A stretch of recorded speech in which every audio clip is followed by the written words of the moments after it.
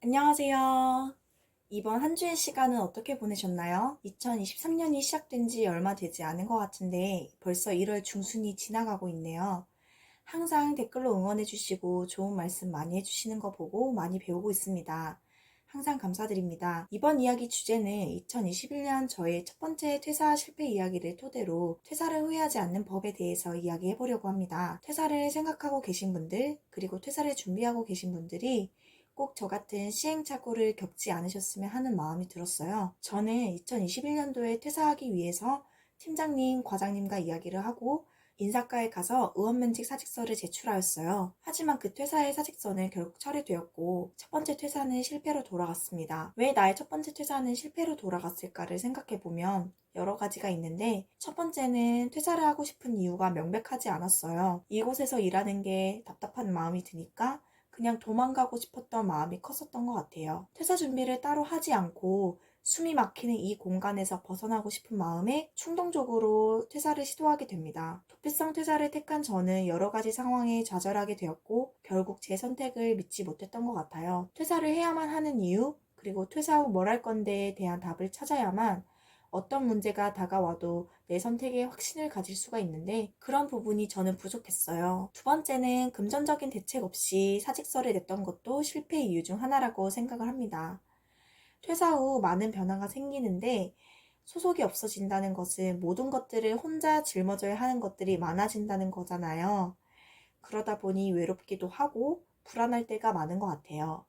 가장 불안했던 것은 매달 들어오는 작지만 소중한 저의 월급이 없어진다는 그거였어요. 돈이 인생의 전부는 아니지만 돈이 삶의 많은 걱정들을 없애줄 수 있다고는 생각을 하거든요. 퇴사 후 뭘 할 건데에 대한 답을 찾지 못했던 저는 따로 모아둔 돈도 없었고 하고 싶은 일도 없어서 월급이 없으면 당장 다음 달에 어떻게 생활하지? 그런 상황이었어요. 회사라는 안정적인 직장을 포기하고 내가 하고 싶은 일을 택하는 것은 그만큼 쉽지 않은 길인데 그 길에 성공하기 위해서는 일단 힘들어도 끝까지 버텨야 성공에 가까워질 수 있는 거잖아요. 월급이 없어지고 난 다음에 금전적인 대책은 꼭 필수로 만들어 놓고 퇴사를 해야 그 힘든 시간을 버틸 수 있는 힘이 되는 것 같아요. 사직서를 낸 후에 저는 마이너스 통장이 있었는데 딱 퇴사 타이밍이 대출 연장을 해야 하는 타이밍이었어요.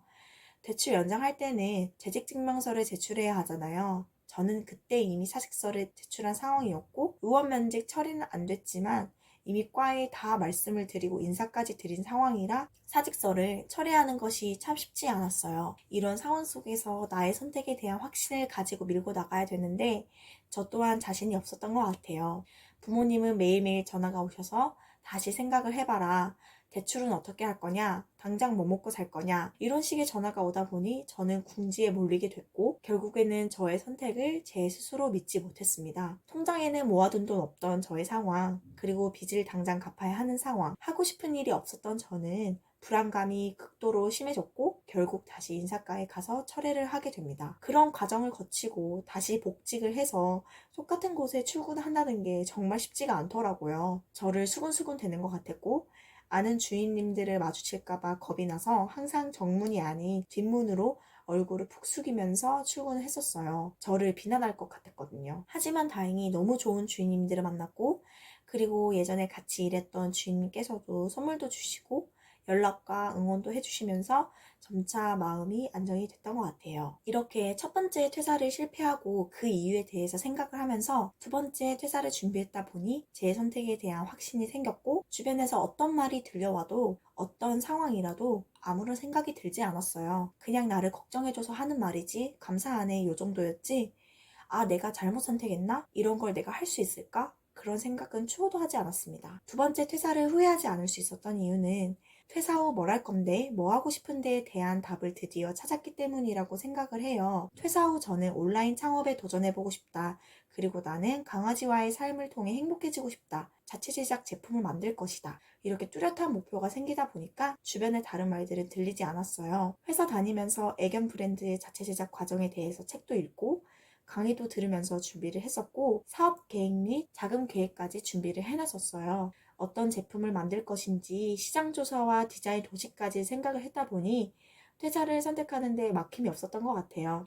그만큼 뚜렷한 목표 덕분에 제가 퇴사를 해야 하는 이유는 명백해졌고, 그 목표를 이루기 위해서는 공무원에 나와야만 했었습니다. 물론 계획대로 되지 않아 많은 난관이 찾아오겠지만, 하고 싶은 일을 하기 위해서는, 그리고 새로운 목표를 달성하려면 그에 상응하는 희생이 꼭 필요하다고 생각을 해요. 도전이라는 것은 리스크를 감수하고 하는 거잖아요. 그런 리스크를 무서워했다면 퇴사를 하지도 않았을 것 같아요. 딱 1년간 오로지 하고 싶은 일에 전념만 한다면 그 어려움도 시간이 걸리더라도 스스로 해결할 수 있다고 생각을 합니다. 현재 샘플도 나왔고 보완 사항을 수정한 뒤에 2차 미팅을 준비하고 있습니다. 첫 번째 이뤄내고 싶은 목표는 제가 만든 가방을 100개 완판하는 것이 목표이고, 그 다음은 와디즈 펀딩에 성공하는 것입니다. 차근차근 단계별 목표를 이뤄가다 보면 더 큰 성공이 올 수 있다고 저는 믿습니다. 이런 구체적 목표 덕분에 용기 내서 퇴사를 과감히 선택할 수 있었던 것 같아요. 근로소득을 포기하면서 창업에 전념할 여유는 저에게 없었어요. 그래서 월급이 없어져서 저번처럼 불안한 상황을 만들지 않기 위해서는 최소의 안정적인 수입은 필요했습니다.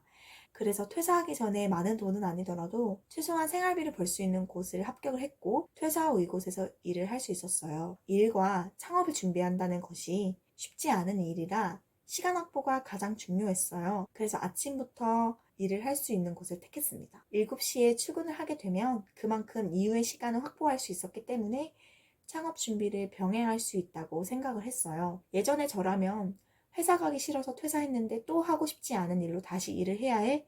하며 불평을 했겠지만, 현재 저는 그렇게 생각하지 않아요. 하고 싶은 것만 하면서 나는 살아갈 순 없고, 내가 통제할 수 없는 것들에 불평불만하며 시간을 보내기엔 하루의 시간이 너무 짧았거든요.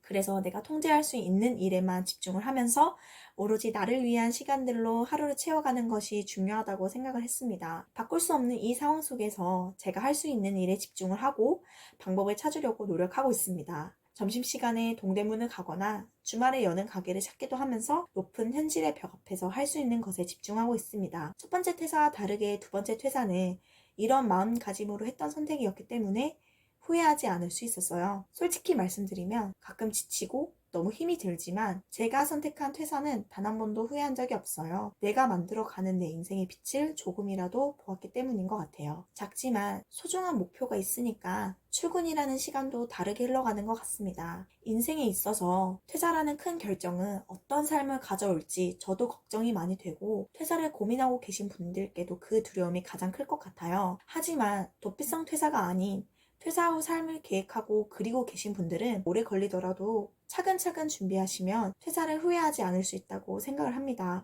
항상 내 인생의 주인은 나뿐이고 나의 인생에 대해서 말을 할 수 있는 사람은 이 세상에 나밖에 없다라는 생각을 하셨으면 좋겠습니다. 긴 이야기를 끝까지 들어주셔서 감사드리고 행복한 주말 보내세요. 감사합니다.